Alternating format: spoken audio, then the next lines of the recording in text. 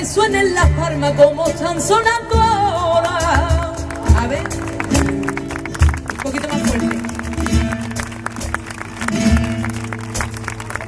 Hay que tener en el alma empaque de emperadora. Tener la sangre morena y el corazón canastero. Y para que suenen las palmas, para que suenen las palmas, hierba buena del pucero.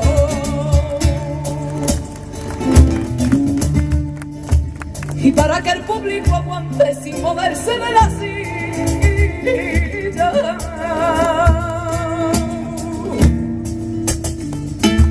hay que vestir de volante con la giralda de Sevilla.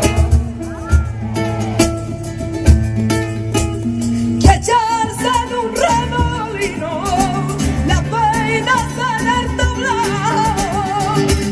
Copla de sangre y arena, luego llegó al camerino con el cuerpo paradao.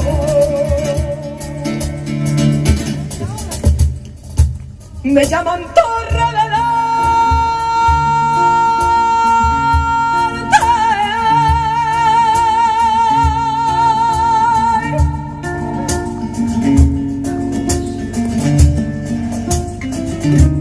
me dicen centenaria mía,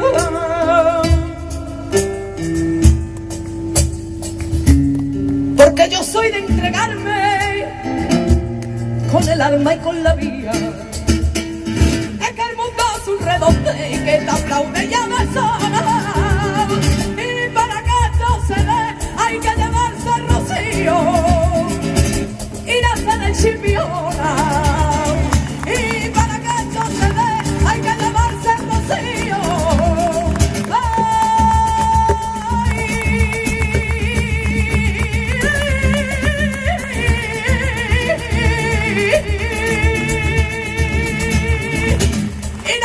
Chipiona.